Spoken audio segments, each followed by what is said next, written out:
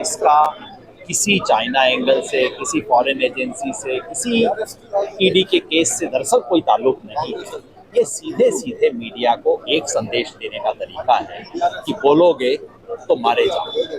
सिर्फ डराने का है, इसके पीछे और कोई नियत नहीं है। जो लोग इस वक्त पत्रकारिता नहीं कर रहे हैं, वो जो कहते हैं, वो इस वक्त पब्लिक रिलेशंस का काम कर रहे हैं। पब्लिक रिलेशंस का काम सरकार के लिए कर रहे हैं। वो चल रहा है, वो धड़ल्ले से चल रहा है, वही तो चल रहा है और चल क्या रहा है। लेकिन उसे पत्रकारिता का नाम देना, पत्रकारिता में कलंक। जिस तरह से जगह जगह छापेमारी हुई, हिरासत में लिया गया, मीडिया की आज़ादी को लेकर क्या जिस तरह से छापेमारी हुई, जिन लोगों पर हुई, सिर्फ कोई सीनियर एग्जीक्यूटिव नहीं, सिर्फ मैनेजर नहीं, कॉपी एडिटर, यंग जर्नलिस्ट जिन्होंने 4 आर्टिकल लिखे थे वो भी, उससे बिल्कुल जाहिर है कि इसका किसी चाइना एंगल से, किसी फॉरेन एजेंसी से, किसी ईडी के केस से दरअसल कोई ताल्लुक नहीं है। ये सीधे सीधे मीडिया को एक संदेश देने का तरीका है कि बोलोगे तो मारे जाओगे। सिर्फ डराने का है, इसके पीछे और कोई नियत नहीं है। और ये कोई पहली बार नहीं हो रहा। इससे पहले बीबीसी के खिलाफ हो चुका है, क्विंट के खिलाफ हो चुका था, भास्कर के खिलाफ हो चुका है, और चुनाव आने वाले हैं। मेन स्ट्रीम मीडिया पे सरकार का लगभग पूरा कब्जा हो चुका है। एनडीटीवी था, उसे खरीदा जा चुका है। बच गया डिजिटल मीडिया। डिजिटल मीडिया में यूट्यूबर्स को खरीद रहे हैं, कानून ला रहे हैं, आईटी वाले रूल्स बदल के ताकि पकड़ा जा सके, और जो बची हुई कसर है उसको धमका डरा के कर रहे हैं। ये चुनाव की तैयारी है, और ये जो ईडी है ये इनका इलेक्शन डिपार्टमेंट है। पर इसमें बहुत सारे पत्रकार हैं जो कह रहे हैं, जो 2 धड़ों में बटे हुए हैं। दूसरा तबका कह रहा है कि नहीं, सही कार्रवाई हुई है। पत्रकारिता तो वो भी कर रहे हैं, कहाँ से आज़ादी को खतरा है प्रेस की? वो जो ये बोल रहे हैं या बोलने को मजबूर हैं, या जिनसे बुलवाया जा रहा है, वो थोड़ा सा अपने गिरेबान में झांक लें कि क्या हालात है।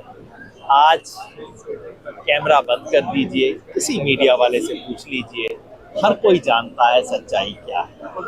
जो लोग इस वक्त पत्रकारिता नहीं कर रहे हैं, वो जो कहते हैं, वो इस वक्त पब्लिक रिलेशंस का काम कर रहे हैं। पब्लिक रिलेशंस का काम सरकार के लिए कर रहे हैं। वो चल रहा है, वो धड़ल्ले से चल रहा है, वही तो चल रहा है और चल क्या रहा है। लेकिन उसे पत्रकारिता का नाम देना, पत्रकारिता में कलंक।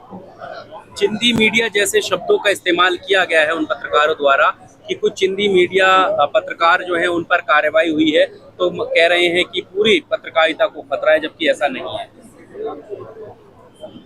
अब गोदी वाले दूसरों को चिंदी कहें, बिंदी कहें, कुछ कहें, सच ये है कि परंजय गुहा ठाकुर जो इस वक्त बोल रहे हैं, इस जैसे लोग भारत की पत्रकारिता के माथे की बिंदी है। ये तो प्रतीक है इस देश का।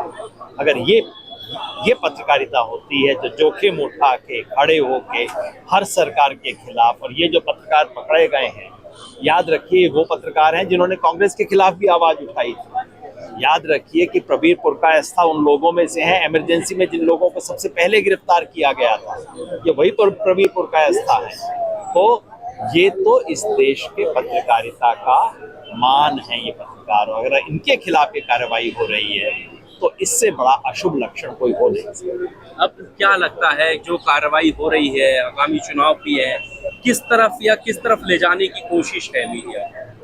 एक ही तरफ है कि या तो बीजेपी का प्रचार करो, नहीं तो चुप रहो और कुछ मत बोलो।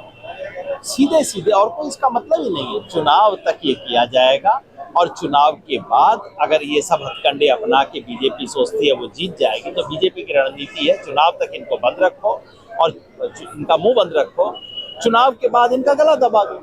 यही होगा, इसी की तैयारी। जो बाकी जो दल है, क्या लगता है, मतलब जैसे पत्रकारिता का जो स्तर है वो आप देखें तो निरंतर घटता चला जा रहा है फ्रीडम इंडेक्स में।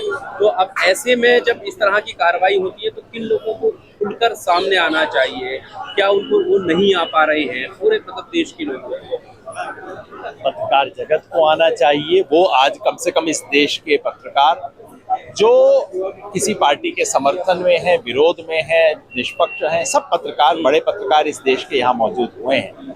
लेकिन ये सवाल केवल पत्रकारों का नहीं है, ये सवाल इस देश के लोकतंत्र का है।